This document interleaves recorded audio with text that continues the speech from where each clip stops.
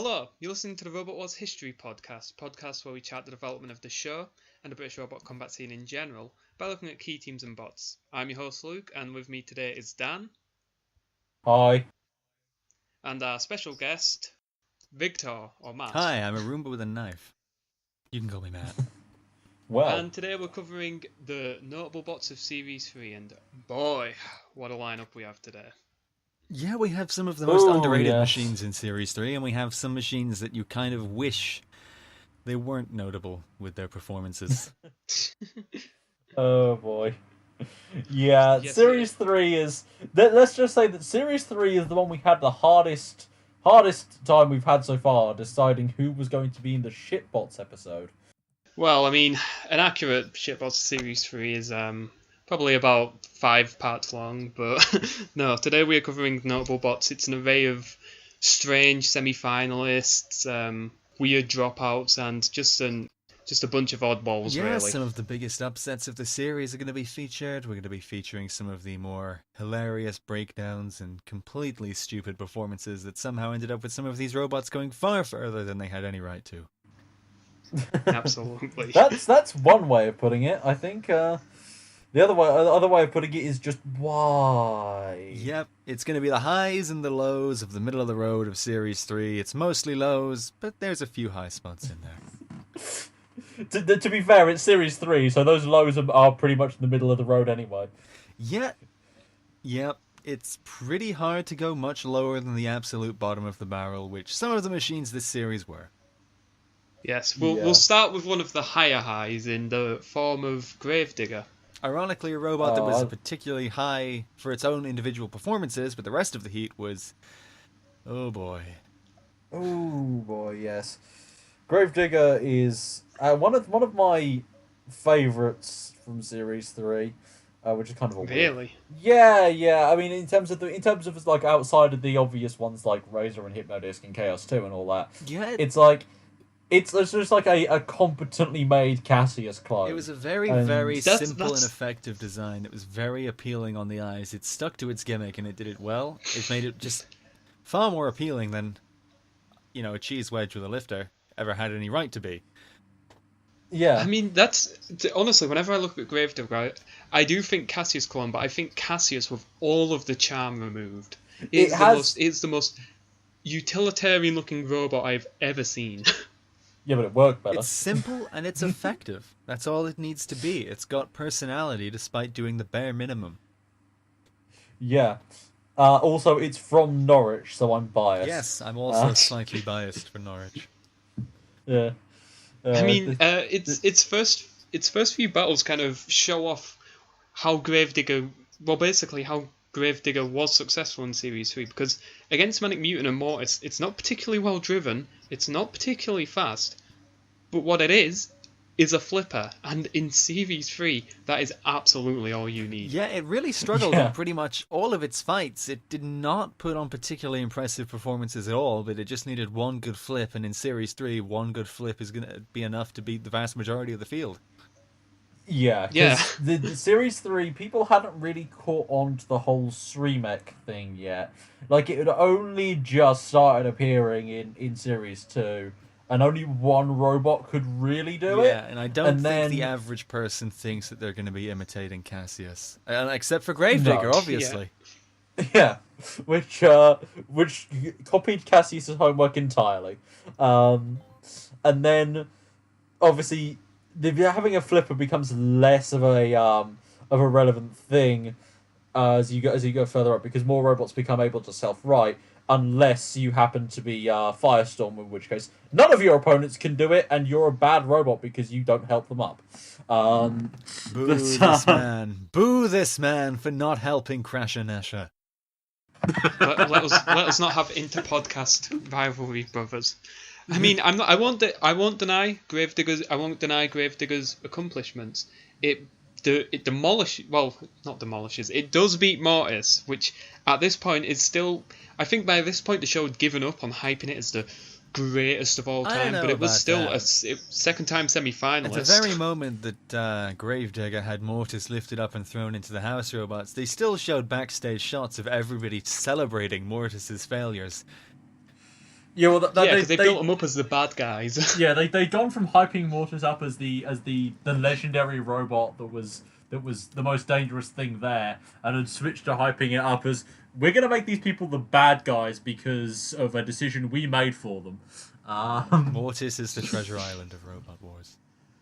So it's Fight with Mortis is actually a pretty good one, and it's Heat Final worthy. In fact, I always forget that it wasn't the Heat Final, and the actual Heat Final of this episode is against the Dark Destroyer, which is a complete waste of a machine. And yet somehow Dark Destroyer's actually got a relatively impressive record in its history of Robot Wars, despite the fact it's an utter shambles.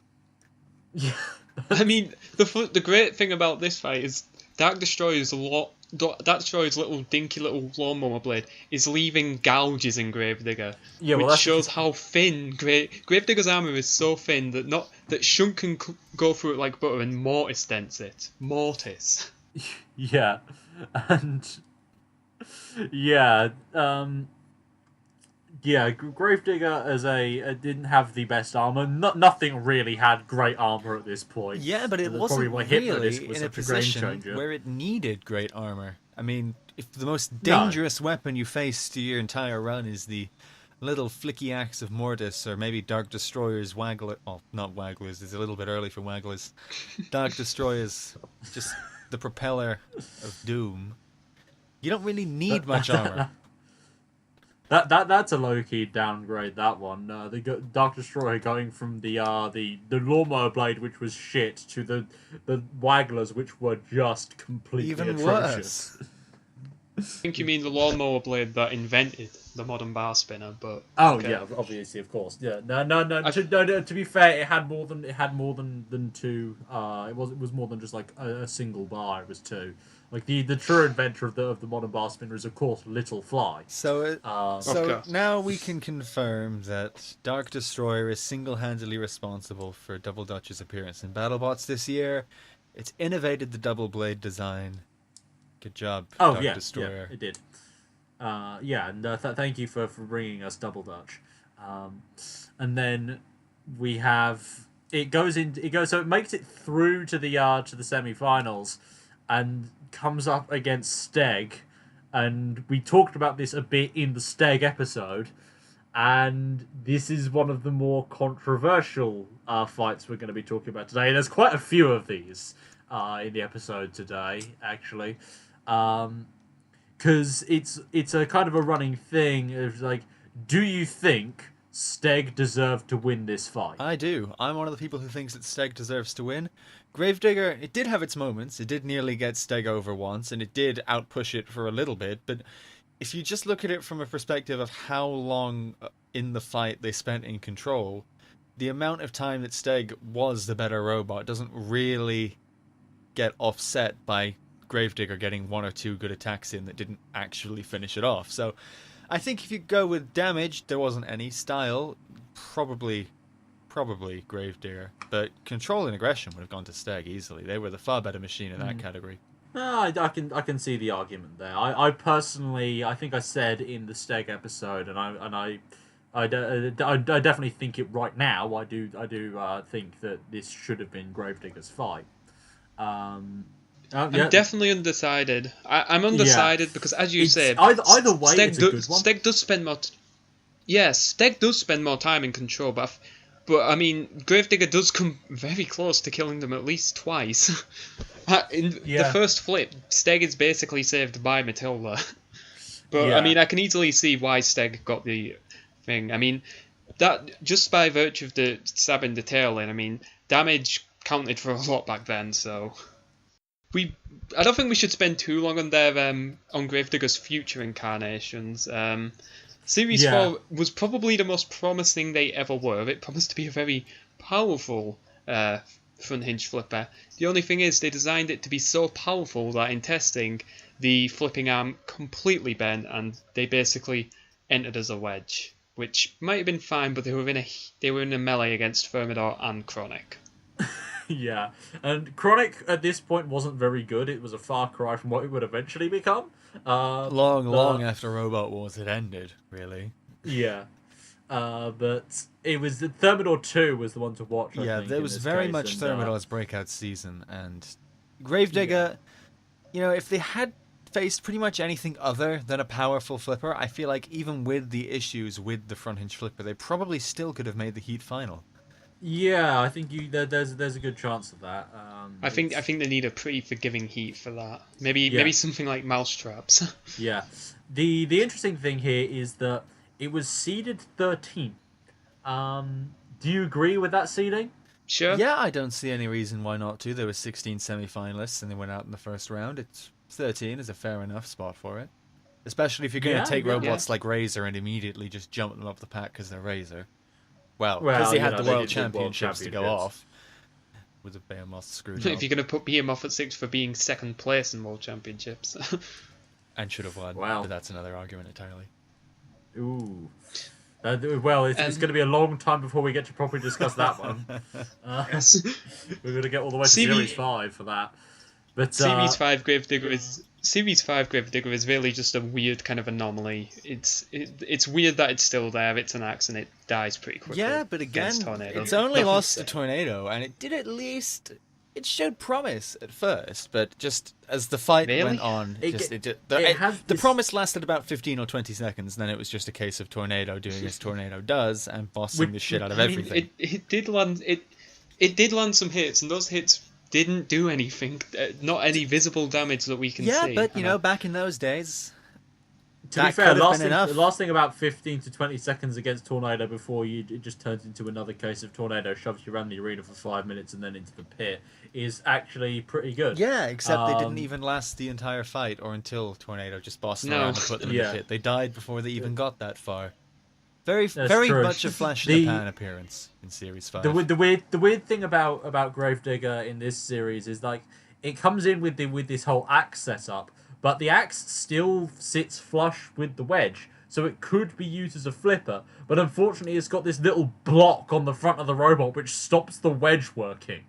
And like, obviously, it's to stop things driving up the wedge and not being able to hit by the axe. But yeah, that just makes the robot worse. It would have probably done a whole lot better if it could have actually gotten under Tornado. Yeah, but I think if they knew a ton about fixing their design flaws, they wouldn't have had the problem in the first place in Series 4 where immediately their weapon just bent itself out of a line and they couldn't use it. Something tells me that they're not the kind of precision engineers that would be competing for the championship, so I can excuse them for a little mistake like that, but... Yeah. And this is a robot that actually has a 50-50 win-loss record. It wins 3 fights in Series 3, and then it loses to Steg, and then loses 2 more in the subsequent series. Yeah, and it doesn't enter Extreme, it doesn't enter any other side events, it just sort of fades disappears into nothing. Yeah, which is... I can't honestly say I think we're much the worse for that, but I will. One last thing on Gravedigger, kudos for the cool paint job in 4 and 5. Livened it up a bit. Yes, very good looking robot. Yeah, in those series. It made the robot seem a lot more like a legitimate threat, and then immediately it was not even slightly a threat. Yeah, obviously that's the downside there. I like Gravedigger. It's a solid mid-tier robot. I think it could have gone fairly far if it had been given the victory over Steg. Perhaps, but I don't think. But I must say I'm rather glad I didn't. Then again, it probably if it had made it out of the semis, it would have drawn Hypnodisc, and that would have been the end of that. It would have been spectacular. It see that armor would have been a stand spectacular way to go, though. True. It would have been a good episode. All right. Moving on to another strange semi-finalist, Blade. Blade.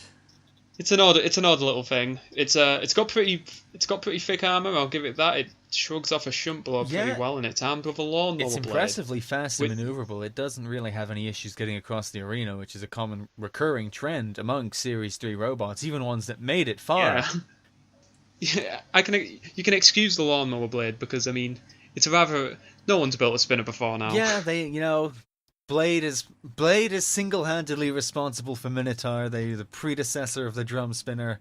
Blade. Obviously, yes. Blade is obviously the only reason drum spinners exist. They're trendsetters. That's why they're such a notable robot in Series 3. Well, indeed. Well, and we can also blame Blade for the vertical dominance. It's all their fault. Yeah.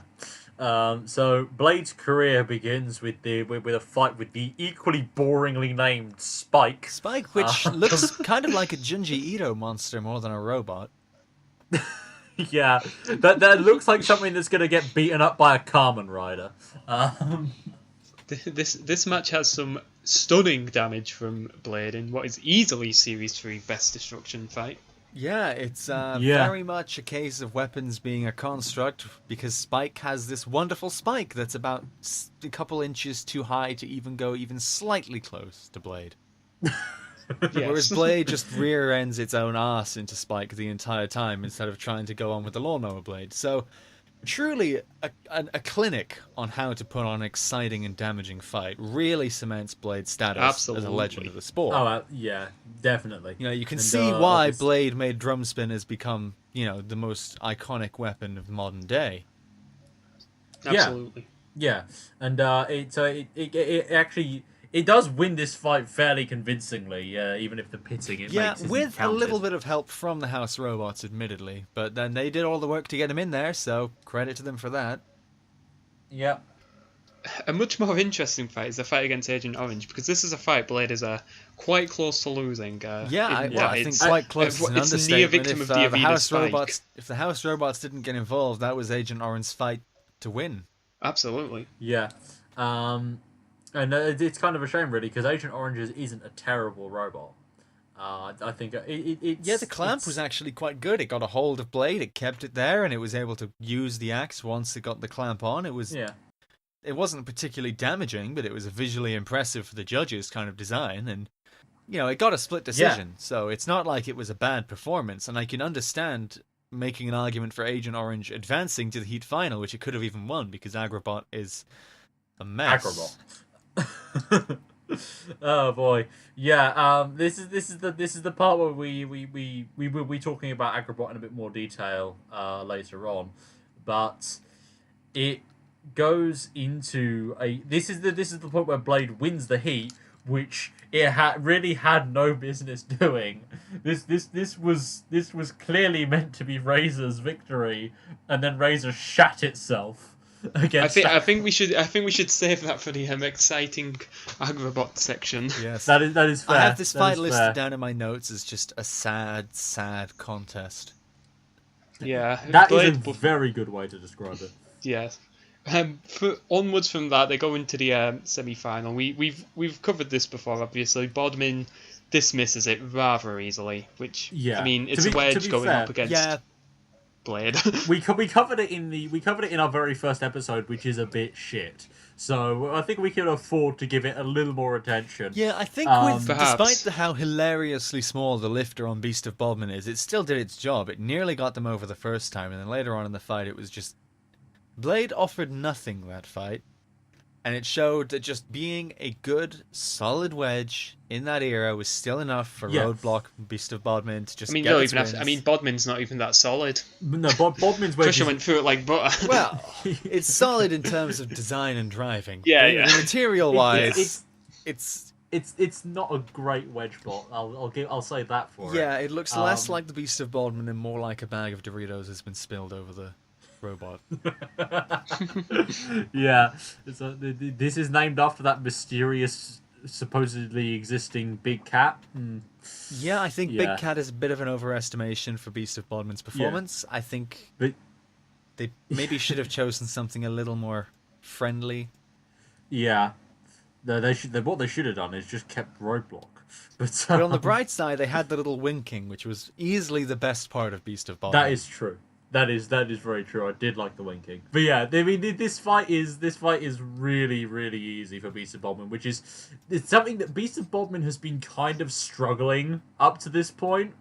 It wasn't as dominant as it could have been and as it was in previous years, and then it goes up against Blade, and it's just like it becomes really apparent as just how much Blade was not going to win this heat if everything had... It's kind of astounding to think how close Beast of Bodmin even came to making 3 consecutive grand finals, thanks to the likes of Blade. Yeah, and then Blade has an actual year of ground clearance. Like, it's up there with Killertron for robots which just have too much space. Well, they don't need a them. feeder wedge for that mighty, mighty drum spinner. They just need to go straight into it. That is true. Yeah, that is very true. Blade is a very early series bot. It's one that can boddle along, push a bot about, has an attempt at a weapon. An attempt was made, and I think that is the perfect summary for the entire performance of Blade. Yes, it had a sequel robot. It was going to be followed up in Series 4 by Blade's big brother, which is spelt terribly. But that never materialized. Instead we got Big Brother in general, which was just far better. Yeah. I'll take that one. I'll take that over Blade getting a sequel. And that moves us cleanly away from terrible. Well, it's not terrible, but it's not great. Yes. And onto a robot that was actually surprisingly good, and that was Pitbull. Yeah, Pitbull is a robot that I think really gets very, very underrated in terms of Series 3. They had a fantastic run. Their fights, I'm not going to say they're comprehensive wins, because they weren't, but they put on good performances against good bots, and somehow they put on awful performances against awful bots. Yeah, it's fight against something. There's not a lot to say there, really. Yeah, there is something to say though, because there's a quote on the wiki. There's apparently from the Pitbull website, which is like, after a tense wait, the time had come for Pitbull's first battle. We'd examined something and didn't think we could damage it with the jaws. That's a valid point. Apparently the wheels are made from thick gas bottles and the electronics box was thick steel. So, to be fair, something for us as lightly armoured as it looked. It does explain where all the weight went in something so spindly looking. Yeah, it does. Yeah, they actually had some pretty solid armour around the vital bits. And then the weapon mechanism just self-destructed the entire machine in one hit. it did that, and then it did that in the second year as well. Yeah, and then it did it again against Widow's Revenge in Series 5. It just sort of kept consistently dying on its own accord. Oh, something. What a machine. Mr. Dig is truly the pioneer of our sport. Oh, yeah. And then it has this weird limp fight with Technophobic that it's not really that exciting until Technophobic just fucking explodes. Well, at one point, Technophobic had Pitbull lifted up and was just a couple of inches away from getting Pitbull over and winning the fight. It was surprisingly, Pitbull was up against it at first, but then it just... Well, the thing is, even if it had managed to win the fight, the part where it burst into flames afterwards would have meant that they had to reinstate Pitbull anyway. Well, So- I don't think they would have fix that ended kind up of thing. being exploded on fire if they hadn't been dumped on the flame pit by Pitbull if they had won the fight by that point. Fairly true, yeah. Its fight against Behemoth is pretty infamous for being a case of the floor spikes ending something. And I think that's probably why Pitbull is so underrated, because... Yeah, but then when you consider the fight up until that point, outside of the one flip that got Pitbull over when the house robot self-righted it, it did have grips on Behemoth and it was pushing it around the arena. It could have gone to a split decision with the judges. It could have won. It very much could have won that fight without the spike. Yeah, obviously the thing is that people remember it as yet another case of Behemoth underperforming. Yeah, I think people sort of pinpointed as the beginning of Behemoth's just consistent awful luck. I mean, in Series 2, you can sort of put its elimination down to the design flaw, but Series 3, it's just all... That's when everything went from bad to worse for Behemoth. And I think it's a case of being the robot that Behemoth lost to due to a floor spike that kind of brands Pitbull as an unworthy semi-finalist. And yeah, but at that point you kind of can being say underrated. That Pitbull was an unworthy semi-finalist because Technophobic nearly had them and something killed itself. Sure, I'm talking about kind of perspective. Like Pitbull ends up being perceived as this, and thus gets underrated as a robot. When, as we say, it was doing very well against Behemoth, and does do very well against an arguably superior robot in Firestorm. Yeah, I wouldn't say that Firestorm being better than Behemoth in Series 3 is arguable. It just is. I think in Series 3 you could say that Series Behemoth 3 was better than Firestorm, but even still, Firestorm was impressive for its time. But in both fights, Pitbull puts on a great performance, and especially against Firestorm, where it is ironically a victim of a spiking. Yeah, for most of the fight, it had Firestorm clamped. It was getting underneath it. Its front ground clearance was actually fantastic. It was getting under pretty much everything over the course of the series. And it was one of the few robots that managed to really get under Firestorm. They were not a robot that's easily gotten under throughout the entire series. I think this fight kind of shows just how unbalanced the spikes were, because Pitbull's a victim of spikes twice, but in the first spike attack, the spikes keep on firing for about 10, 15 seconds. Yeah, and it does nothing to Pitbull, They're so unbalanced. Which is impressive enough to its inner stability, because a lot of robots just died from being hit by the spikes, but Pitbull was there taking shot after shot after shot and just shrugged it off. Yeah. It's kind of surprising that Firestorm didn't do more, because it does in its next fight against Panic Attack. Panic Attack goes over the spikes, and Firestorm dives across half the arena to get under. Yeah, but then obviously that's kind of the end of. I mean, it has the part where it breaks Killalot's hydraulic lines and just Killalot that's pisses great. all over the floor. Yeah, the house robot attacks are always good. Like there's always something entertaining about watching these robots that are a fraction of the weight of these house robots just go and attack them. And there's like pretty much every robot that was able to do it regularly got some level of infamy or fame for it. Like Panic Attack is always remembered trying to topple Killalot into the pit. There's another thing we didn't mention with Gravedigger. Gravedigger went after the house robots in its fights. Yeah, Gravedigger also got a flip on and Matilda becoming very foolish. One of about 60 or so. They are not someone who should be taking on the house robots. My one lasting memory of Pitbull is the fact that its driver looks suspiciously like Football Manager Gary Monk. Fantastic stuff. Yeah. So moving on from two semi-finalists to a bot that very easily could have been a semi-finalist if things had played out in a certain way, Ultor and Hooboy. I always forget Ultor has a real lifter. I always forget. Oh yeah. Well, it's an early Robot Wars robot. It has to have a front and a back weapon. Of course. It has to have at least 7 weapons, each of which are about as effective as wet paper towels. Yes. That's one way of summing up the. You joke, but Ultor was. Oh god, watching Ultor's fights is like. It's like watching... running sandpaper down your eyes. Yes. I was going to say it's like watching Mount Everest melt. It's not very exciting. That's yeah. Yeah, I mean, you consider its first fight up against the mighty Flipper, who wasn't a flipper at all. It was a pathetic little spring-loaded spike. I don't know where the name comes from.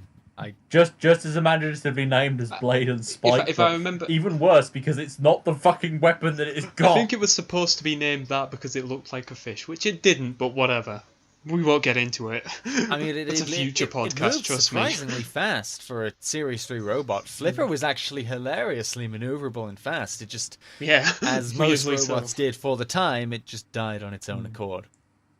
Yeah, and then Ultor gets itself flipped over by the arena Spike. I mean, yeah. There is one amusing thing in this fight against Flipper where Shuntx comes down crashing through Flipper with a mighty thud, and then when Ultor launches its own attack on Matilda, the sound editors put in a little dink.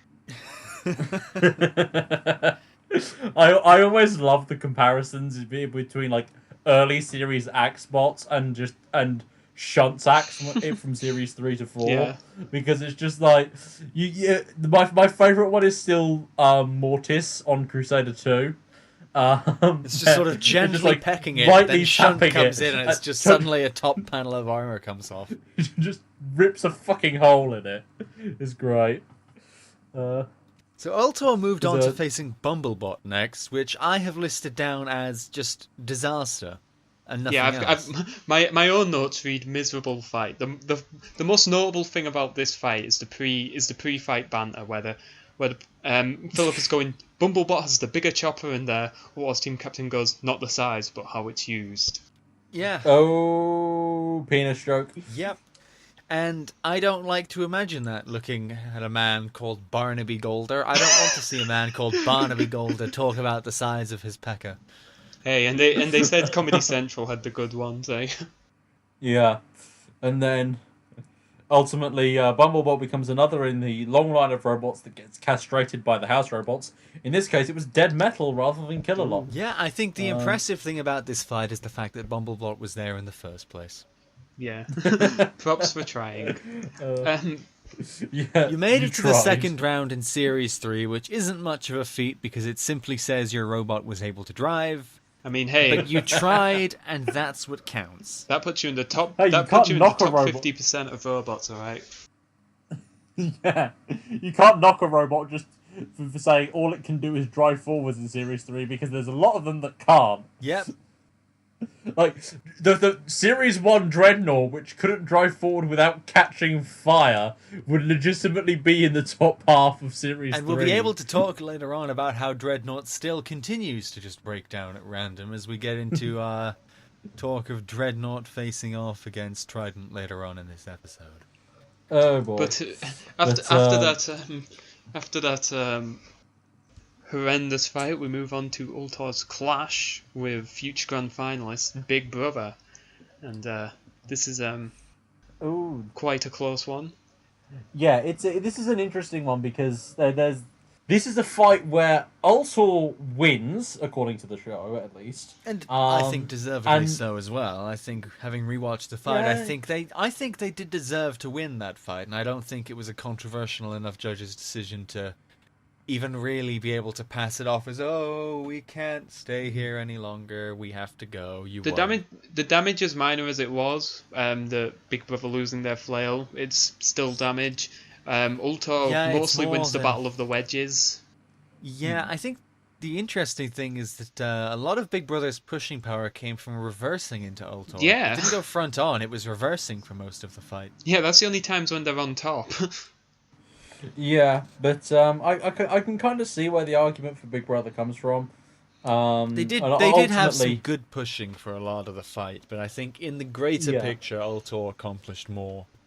Yeah, well, ultimately it ends up being that Ultor did not book a room in the hotel for the Yeah, Series 3 semi-finals. They had nondescript work commitments, so I think it might be a case of them. They didn't think they'd go this far, so they didn't book enough time off work. But ultimately, they had to withdraw, and for TV's sake, they say that Big Brother should have won. But no, they have to withdraw. Yes, but now here's the interesting caveat. Oh, If Ultor had continued, how would they have done in the semi-final against Mace 2? that's not interesting. Could Mace 2 get underneath Yes! Ultor and actually flip it with the size of Ultor? Could it be? Mate, they could easily win with lifted the by flail. Mace? It's not an interesting fight. I mean, Ultor didn't break down. It was reliable. It moved. I don't think it would be that easy for Mace. The I'm sure Mace amazing will get thing under is at some that point. They could the amazing go on. the amazing thing about this is of course that Ultor is one of the few robots ever to be Oh, yeah. undefeated. Yeah, up there with Tentamushi, who's there- also Yeah. undefeated in Robot Wars from the same series. Up there with And of course, Which is an actually interesting caveat, not Yes. Ultor potentially facing Mace in the semi-final. yes. and of course, we can't forget that Ultor had a starring role in the Game Boy Color game Robot Wars Metal Mayhem. Yeah, I assume just because of its color scheme and paint job, which looks suspiciously like an old man is just sort of judging me. I feel like Ultor is judging me as it fights. Yeah, Probably because I'm watching Ultor with my own decision.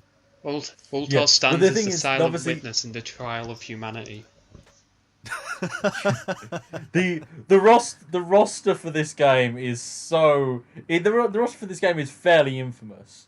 But you've got ones that you kind of expect to be there. You've got Chaos 2, Behemoth, Big Cheese, Firestorm, Deator, Panic Attack, maybe Pussycat, but that mostly became famous later on, and the same could be said for Thermidor and Exterminator, and Scutter's Revenge to a lesser extent. But then you have Terminal Ferocity, Sir Crobalot, Ultor, obviously we mentioned, we have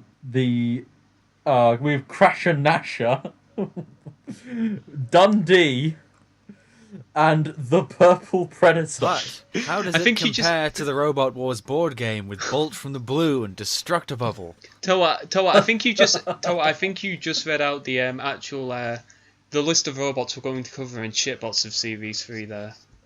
Thanks for spoiling it. So some of those robots will be in our next episode. Yes. I think so. Moving on from Ultor onto a robot built by a former Grand Champion with Kevin Pritchard and Evil Weevil.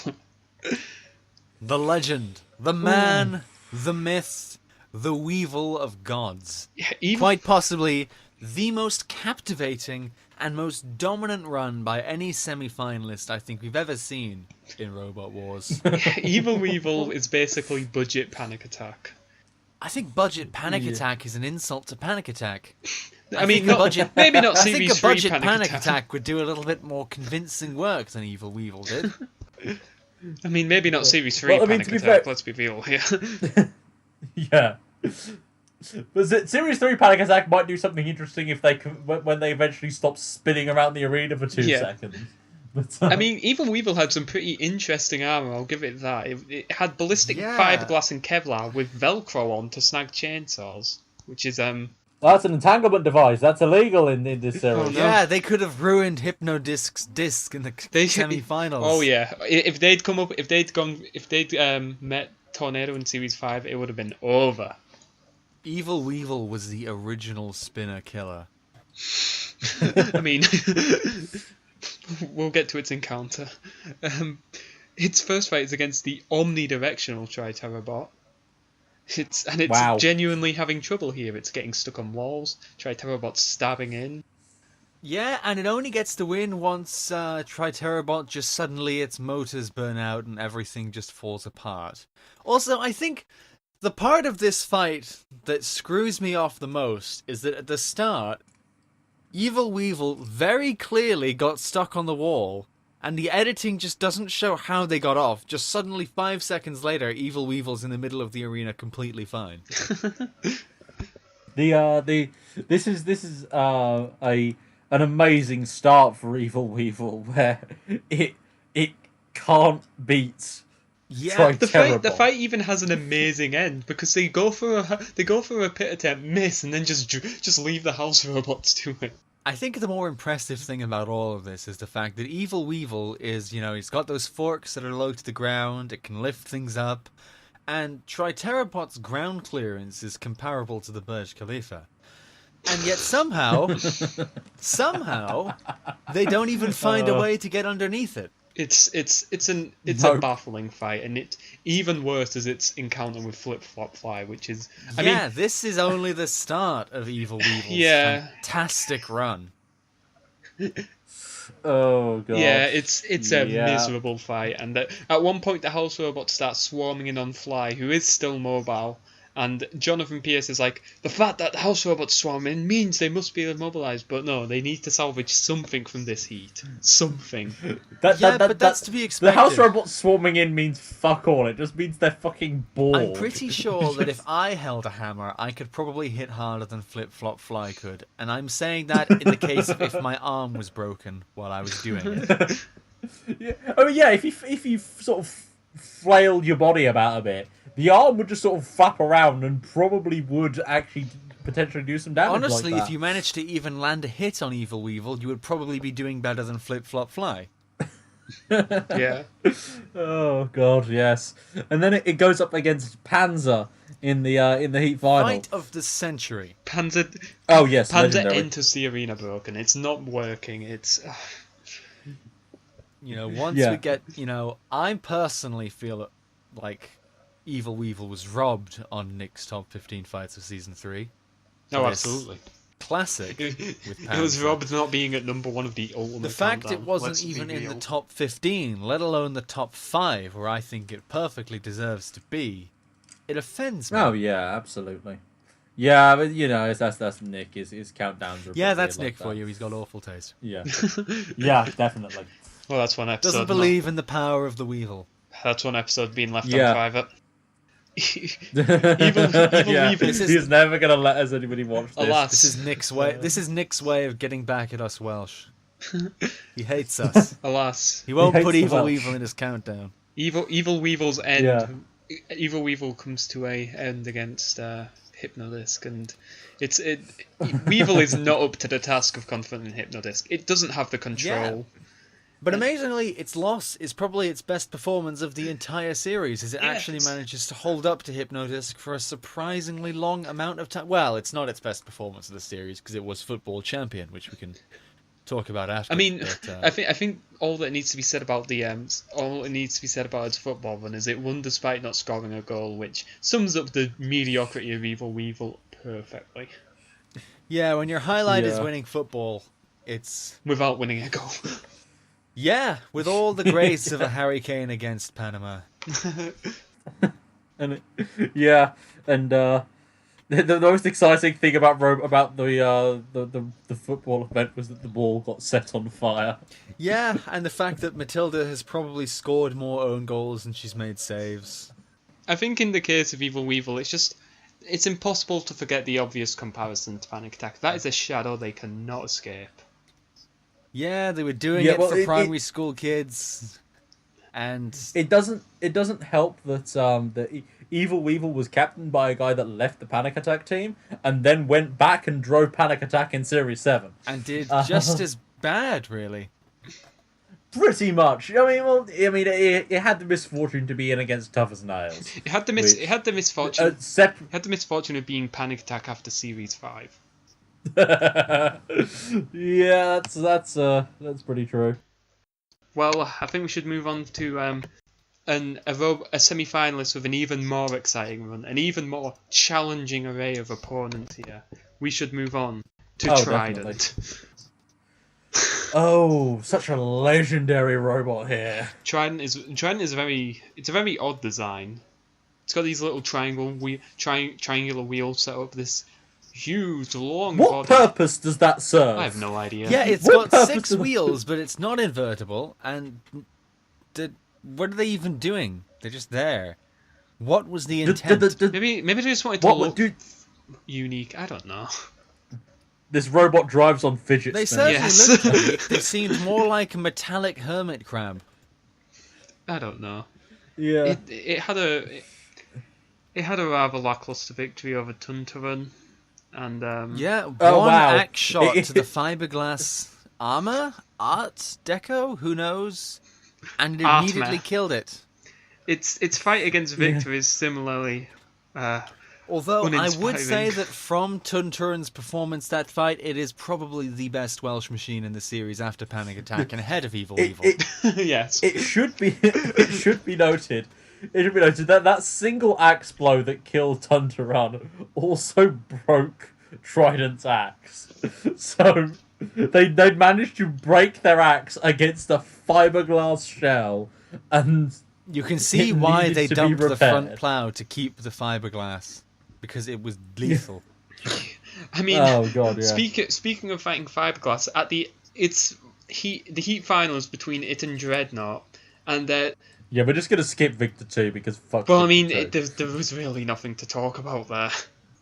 You know, Victor 2, at least it had a somewhat novel weapon, being a flail spinner. It had those big, chunky, angled wheels, very akin to the likes of Overdrive and Lockjaw nowadays. But Big chunky wheels, flail spinner. This is sounding very familiar. Rigtor 2, something else 2.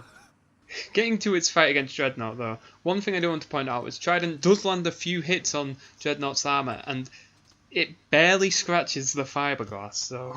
Yeah, but with Dreadnought's history of breaking down, that little bit of rattling to the internals is enough to put it in just forward drive for a couple of seconds before eventually it just gives up, and that's the end of it. And Dreadnought breaks down again! I think the most telling thing about this fight is this is the only fight I can think of where where the Heat winner is attacked unprovoked by the house robots.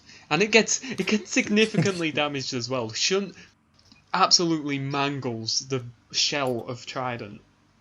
Yeah, they just turn around and say, look, we don't like you because you're shiny. Fuck you. Now, to me, with the way that the Heats were shown on television, there isn't really much logic behind having Chaos 2 up against Trident in the semi-finals. Aside from the fact I'm sure the producers just wanted Chaos 2 to get rid of Trident at the earliest convenience, which it did. They want something to get rid of Trident early, and they don't want to risk anything hampering Chaos 2, which is obviously one of the shining stars of the series. Now Trident's axe could get into the back of Chaos 2 and break the bottle. Okay, but we've already seen Trident's axe repelled by plastic. Hey, it was fiberglass. Oh. Oh, wow. I mean, Trident... And it wasn't even a flat surface, it was rigid. Damn, you're right, rugged. the slopes would have Rough. thrown it off. I'm sure if they had a chance, they would have done what Kilohertz did. This is such a really... It's not even a challenge, is it? Chaos 2 just gets straight under it. Well, yeah, it's a fight that would not be out of place on the very first fight of an episode. It's Trident's best fight just by virtue of having some nice Chaos 2 flips in. It's Trident's best fight because Chaos 2 is there. Trident's often seen as the worst semi-finalist ever, and yeah, I think I have to agree, but it's really just a victim of Series 3's uneven nature. Trident was the best robot in that heat somehow, whereas in other heats you have, as we'll soon cover, Firestorm and Facet in the same one, Hypnodisc and Berserk 2, and Chaos 2 and the Big Cheese. All of those had to share heat, while Trident got a heat to shine its dim star. Yeah, like the biggest challenge that Trident faces on its way to the semi-finals is from fucking Dreadnought. And I think it says a lot that Trident couldn't even qualify next time around. That was it. They were done. They never came back. They showed up as just a mere token novel pub quiz sect of Robot Wars history, as if anyone asks about Robot Wars. And but if we had a Robot Wars pub quiz, as was mentioned in the list of uneven setups of Series 3, because Series 3 didn't have seeding and really should have had seeding, we are moving on to Facet, which far better. We finally get to a good robot after quite a poor run. Yeah, Facet, probably the best robot you're gonna have in this episode. And obviously, Matt, what does Facet look like? Facet, according to you, Facet looks like a certain purple fucker from a certain movie, smiling deathly at you. Yeah, Luke, I don't feel so good. Yeah, Facet comes to us from Team GBH. A team with pedigree, a team that have made a series semi-final, and honestly, we're quite unlucky to not be able to get into a grand final, because GBH was one of the best combat robots in Series 2. I mean, Facet itself could have easily had a, if not a grand final, then at least a semi-final run. It could have easily gone deep. I mean, Facet would have easily won Trident's heat, Blade's heat, Evil Weevil's heat. I don't think it would have won Blade's heat if it didn't get drawn against Razor in round 1. I mean, because obviously Razor shits itself and dies in round 2. Just some basic stats about Facet. It's got a flipper capable of lifting 500 kilograms, so easily enough to take out anything in the arena that isn't kilowatt. They reported that they were 48 miles an hour, but far more realistically, on their website they claim 20, and they are one of the few robots. 20 is being generous. Maybe. They had an onboard camera, which I think they're the first competitor to do so in Robot Wars. One of the earliest. I think there are a couple of other really early ones that Did had them. Plunderbird 1 have one in its various interchangeable I- pods? It I might feel have. like it probably I think, did. I think I do remember that. Yeah, I remember a weird camera angle of that fight, so it could have been them. Yeah. I mean, They did have like the laser guidance system on it though, so that might Yeah. have been that instead. I mean, Yeah, they got LiDAR. Plunderbird first, Chomp second. And Just The, as um, successful. and- both spent as much time Then- stuck on their side. it's worth noting that They both only in, really had Series 2 to write home about. That was it. yeah, apparently in the pits backstage, another example of Robot Wars' incredibly bad safety standards. They had the flipper running backstage, and it threw Adam Clark's featherweight robot Armadillo 8 foot into the air. Well, that's safe. It's good thing that didn't That land on. sounds like good television. Good thing that didn't land on like one of the kids running round. It's a good thing that didn't land on Rex Garrett. He could have quit. What? He could have quit a couple of days earlier than he actually did. Yes. Well, That's the final straw. It doesn't matter if somebody gets stabbed in the leg. If you flip Armadillo on top of me, that's the last straw. Not Armadillo. Armadillo was something completely Shit. different and also shit. This is a just a featherweight. Do I look like I remember every single machine that Adam Clark made? How many of them are there? 28. Too many. I think that's about right. I mean, Facet's Probably. run, it basically has terminal ferocity in one flip, and it has the flipper's rite of passage by flipping Matilda, which every decent flipper has to do. They have to take out Matilda, Shunt, or Bash. Yeah, And it's got to be done. And the legendary flippers get to take out Dead Metal, yes, which so far only 2 robots have done. And if you're a really mad lad, you get to gently tip Sakilladot over. well, Psycho, you mean? No one's Kilowatt. No. Kilowatt is still. I mean, Apollo has Apollo tried. came very, very close. If it wasn't at the end of the imagine- fight, once it had already used up a lot of its CO2, Apollo could get Kilowatt over at the start of a fight. perhaps. Yeah. Not at the end. It's just a shame. Not perhaps. It's a shame At the that end of the we won't fight, get to see it. Kilowatt was literally about to go over. Yeah, it just didn't have the gas to get it all the way. And that's the thing is that it has its first fight is against Terminal Ferocity, and it kills it in one flip because it's Terminal Ferocity and it's a piece of crap. Yeah, it's more terminal cancer than terminal ferocity. I mean, fucking look at that thing. It's a mess. It's a mess. Yeah. It's a turret-looking mess. I don't like it. I'm glad it died.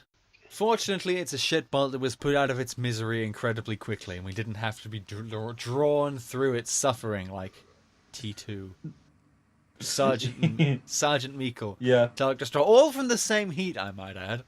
Yes. And unfortunately, though, in a complete fuck up of the bracket, in my opinion, they put Facet up against Firestorm in round 2. Yeah, possibly the strongest second round fight of the entire series. A little bit ridiculous, especially considering... Well, at the time, Firestorm, if you were working off seeding, Firestorm might not even be the seed in that heat. You know, it would be Facet. Yeah, it wouldn't be so, because Facet would be the seed because Firestorm's previous I mean, pedigree. if you was had 2 Groundhog. seeds, maybe Firestorm would be the lowest seed. Dietar. Like 32 Oh, or God. something. Dietar, though. Yeah, Dietar would actually, have been. so... Yeah. Yeah, but because it wasn't seeded, I do think that putting the two best robots in the heat in the same fight in round 2 was that wasn't a good decision. Well, I mean, And unfortunately, yeah. it doesn't really stand a chance against Firestorm Yeah, because that's- it can't write itself. Yeah. Also, it's the 3rd series in a row that Dietar has been, just sort of middle of the road in a really strong heat. I mean, Yeah, I think and it makes it to the final. the thing about this fight is the reason we said Facet could have gone far is because it is a flipper, and in Series 3, if you are a competent flipper, nothing's got a self-righting mechanism, apart from mostly other flippers. Firestorm happens to not only be one of these other flippers, but arguably the second best in the series. And while Firestorm can self-right, Facet cannot. And so... Yeah. Yeah. And the thing is that Facet was really the better robot in that fight up until the death blow. I wouldn't say so. Arguably. They've both got decent wedges, but Facet's got the worst ground clearance on the sides. Yeah, but it still managed to get under Firestorm enough, which is something very, very few robots have managed to do. Firestorm's not even flipped a handful of times. Yeah, and yeah, I mean it gets Firestorm over. It manages to do that, and then but Firestorm can right itself, and Facet can't, and that's all it takes. Yep. Yep, that's all you need in this series. No self-rider, job done. What Right. Facet's Indeed. strength was in the first fight became its undoing in the second. Well, moving on from Facet, we have a robot that was well, really, it made its mark in Series 3. It made its history. Series 3 is the highlight of this robot, and that is really due to who it ends up defeating. And we are, of course, talking about Agrobot. Yes, Agrobots, Oh, boy. our favourite Angry Beaver, getting a win over Razor, pretty much the only highlight in its entire robotics career. Yeah, basically. Yeah. And not even by any success of its own, it was more the failure of others that propelled it. I mean, it manages to knock Matilda's shell off during its fight with Binky, which is another really shitty robot that we're going to be talking about in a couple of days' time. Yeah, I that's- do wonder if Daisy had actually have been working, if it would have been just as bad as Binky, because Agrobot also sort of just died on its own accord later on in the episode. I do want to give it. And Go on. Daisy versus Razor could have been hilarious.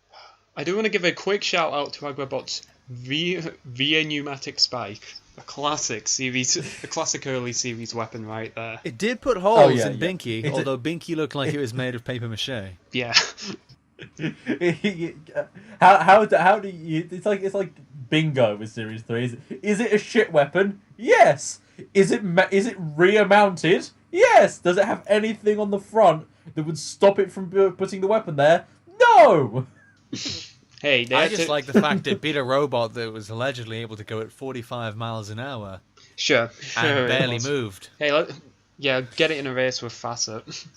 Do you know what they call the weapon on Agrobot? It's called a zonker. Okay.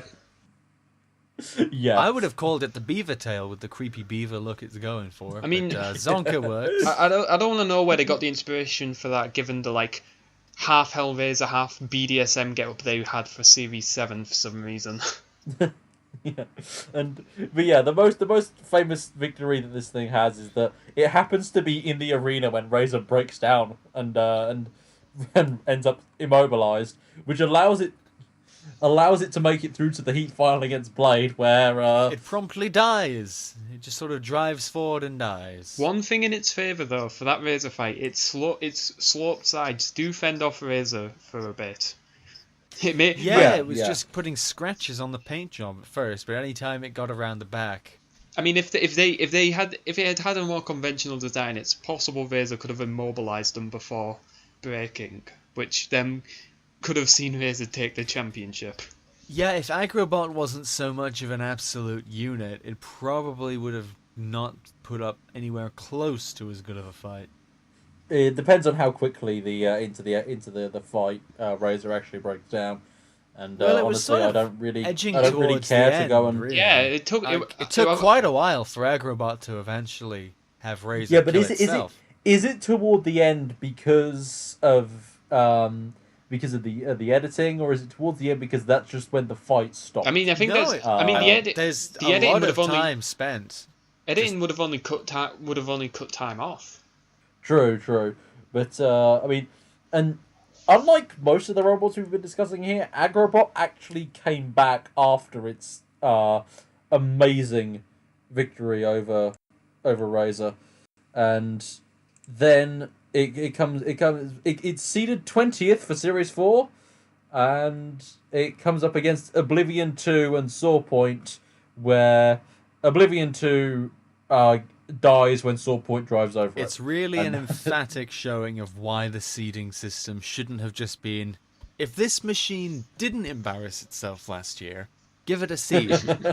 Hey, when you're trying to come up with 32 seeds in a 96 robot competition, you got to scrape the bottom. You got to scrape the bottom of the barrel a bit. Agrobot. They're the Razor killers. They should have been seeded like 3rd or 4th. Yeah, and then it comes up against Smidsy, where it gets picked up, piggybacked around the arena for a while. Its wheels catch fire, and It's an impressive way to go out. Yeah. yeah. This is a fight that actually sticks out to me just from my days of watching Series 4 when it originally aired. I always remembered Smidzy just utterly dominating Agrobot. Yeah. After Series 4, it showed up in various guises. It appeared in Extreme 6 and 7, largely sticking to a kind of wedge shaped with a rear crusher of some sort, and shout out in Extreme to its weird lifting mechanism that lifts it up by a little thin arm lifting the entire rest of the robot up.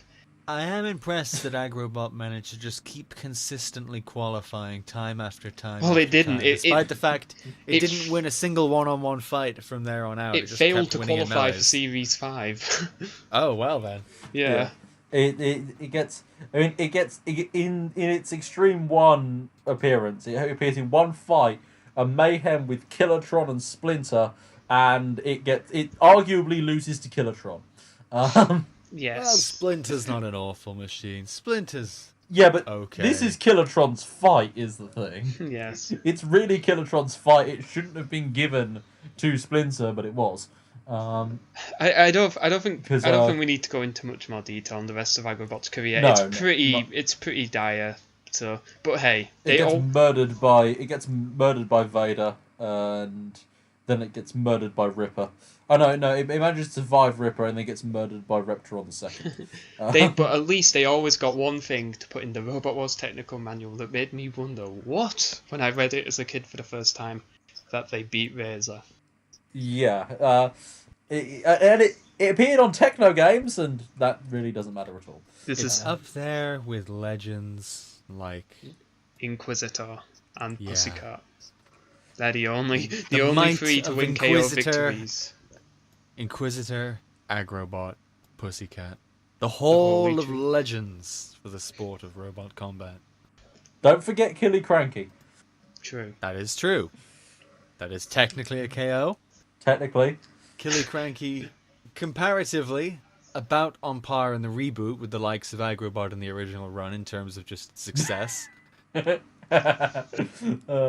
mean, technically, Nuts has a combat victory over Razor, but you know. Moving on, last but not least, Berserk 2, or as they were shown in the introductions, Berserk 2.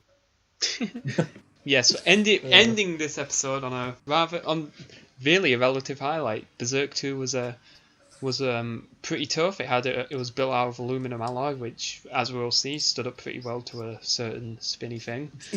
Pardon me, did you just say aluminum? Yes, aluminum used to build robots such as No. ROCS. There is another I in that word. It's aluminium. Thank you. Yeah, exactly. That's actually correct. Berserk 2 was a sequel to a super heavyweight competitor in Series 2, which honestly they could have just called it Berserk. No one would have remembered. And nobody cared about one that. interesting tidbit is basically the whole team, apart from one interpreter, was deaf, which leads to And the entire time the interpreter looked like he didn't want to be there. Yes, but it led to some charming interviews with Philippa. Yeah, that is true. Berserk 2 had an axe and a rear lifter in there. In its first two fights, it makes very good use of these lifters. Yeah, it does. Against Struts Revenge, it KOs it by turning it over, and against Alligator, which honestly, Alligator is arguably an underrated machine that could have easily done well. It's got a good round. It's got a very good. It actually run put up a clearance. very good showing against Berserk at first. It had it on the ropes for a while.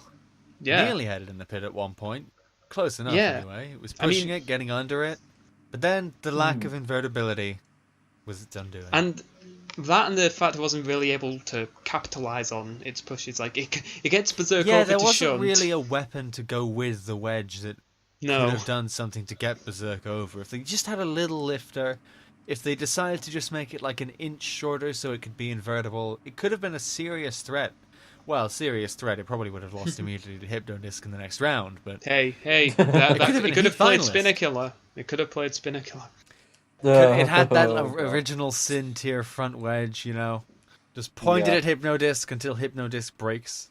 Now, the Heat final, where Berserk 2 encounters Hypnodisc, is quite an interesting one. Certainly one that's inspired a lot of discussion over whether or not Berserk 2 should have taken this. Now, I was thinking we could between the three of us try and use the original criteria to try and figure out who we think should have won this. I think it's Hypnodisc. I think Hypnodisc as well. Obviously, when the tiebreaker is damage, I think Hypnodisc had damage and aggression. I think style and control would have went to Berserk because they were quite controlled. They managed to keep Hypnodisc's weapon pinned down and at low speed for a lot of the fight. But when damage is the tiebreaker, you got to go Hypnodisc. Yeah, I think the thing where Berserk 2 loses points is that it gets flipped over and then is put back onto its wheels by Hypnodisc. Important that you specify gets back on its wheels, because a lot of people's memory of this seems to be that Berserk 2 gets flipped and that's it, but no, it does get righted. Yeah, and I think at the point where you're relying on your opponent to self-right, you are losing. Yeah, but that wasn't the case in Blade versus Agent Orange earlier. So hey, personally, does depend on how the fight goes. I think neither really gets damaged because Hypno, who up until now has been tearing robots apart, basically doesn't even Well, tear. I still think it does put a couple of, even a little bit of, a couple of dents is still more damage than Berserk was managing. It's not really visible. It's not really visible damage or striking damage. I think Hypno has the edge on aggression because it is constantly going in for more attacks and drives on Berserk. Control, neither's driven too well. I think the floor spike does count against it. And style, I think control you still give to Berserk because a lot of the time Berserk was managing to keep Hypnodisc's weapons slowed down because Hypnodisc obviously couldn't drive and spin up at the same time back then. Yeah, but how much of that is just Hypno's weapon slowing down upon contact with Berserk? Well, a lot of that as well is that Berserk, once it got hit, it was still backing up into Hypnodisc and trying to push it and stopping it from spinning up. I think on style it's obvious who wins. Around the back of it as well, like it was reversing into Hypnodisc's back, so the spinner just was a non-factor a lot of the time.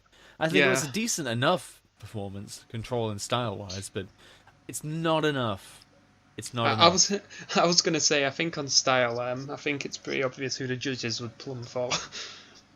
Yeah, it's hard. It's Hypnodisc is another case of one of those robots that's just always going to win the style category, and that's why the style category being gone is a good thing. Especially in Series 3, where it's basically the first of its kind.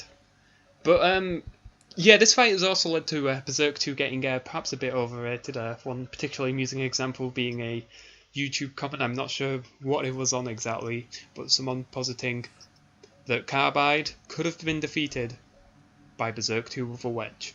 Oh, of course, yes. Yeah. I mean, where would Berserk 2 have put that wedge? Is up to your discretion? Hey, that extra 30 kilograms, slam Original Sins on there, good as gold. Just double up the armor, extra thick layer. Yeah. And obviously, it's up there with of course, Victor 2 for robots from Series 3. Yeah, Victor 2, of course, could beat Carbide, as we've discussed earlier. Yes. All you need to beat Carbide is just a good armored wedge or a flail spinner. It doesn't matter what quality you have, as long as you have one of those two ingredients. Hell, with the extra, better yet, have both. With the extra 30 kilograms, Victor 2 could have a giant wedge, and that would be its way to beat Carbide. Exactly. So yeah, Berserk 2, a very good competitor, and that has a really baffling downgrade in Series 4. Yeah, they could have really just brought back the Series 3 one and probably done just as well. Yeah, everything about it that made it a credible threat, they sort of just made it worse. Yeah, I mean, it doesn't help that its second round opponent was Tornado. Tornado's going to make everybody. They weren't going to win that one either way, but well, they nearly beat Hypnodisc. They could nearly beat Tornado. It really is just worse in every way. Its armor is pitiful. Kill-Lot does basically go right through it in its fight against Tornado, and it even looks worse. Like the original Berserk 2 it had that striking kind of front design. It had the jaws. Yeah, it had the jaws. Yeah. It had the cool looking kind of like untreated steel. This one looks like smooth, and it's got this horrible shade of silver. It just looked like painted metal. It and looks didn't cheap. even paint it an interesting color. It was just painted with silver, PVA acrylic paint, the kind you'd use in your primary school art class. One thing in their favour though, in their interview, they do indicate that they only had 1 week to prepare, which indicates to me this might have been built in a week. So, I believe it. Yeah, I would believe it. There's nothing really to say about its fight against Invertebrate the creature. What's of interest is its fight against Tornado, which Tornado already showing that it's a force to be contended with by just mopping the floor with Berserk. Like this isn't really a fight. Yeah, the same machine that's kind of got its reputation by standing up to Hypnodisc is being brutalized by this Rambot. Like Tornado's spikes Tornado's little nub spikes on its front are actually making holes in Berserk. Yeah. Series 4 Tornado is my favourite Tornado. Let's not get into Tornado now, God. Welcome to the Tornado Podcast. Yeah. Oh boy, first episode of Series 6 is going to be an interesting one. Yeah, I think that's basically the end of Berserk 2, and it's not the end of Team Berserk. They show up in Series 5 of Twister, of which the less said, the better, I think.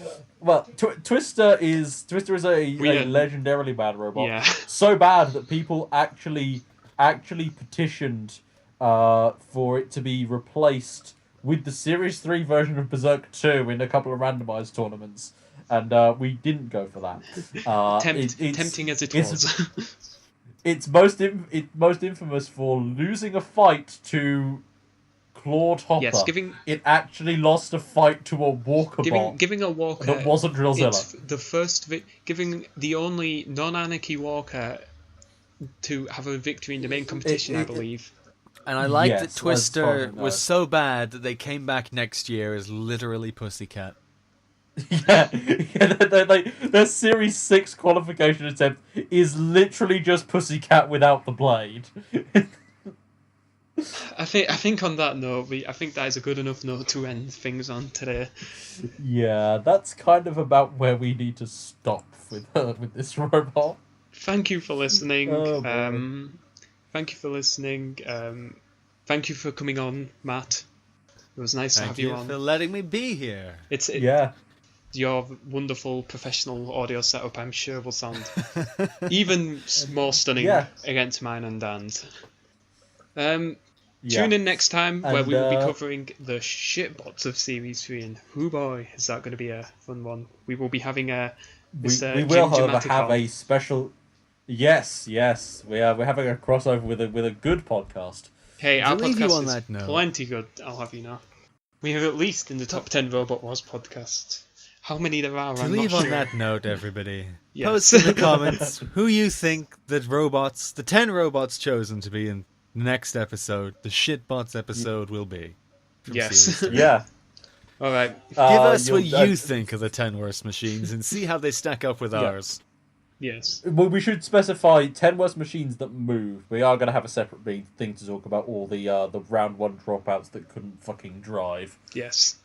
Until then... That would be too easy. Until then... Yeah. Goodbye. Ta-ta, cheerio. Farewell.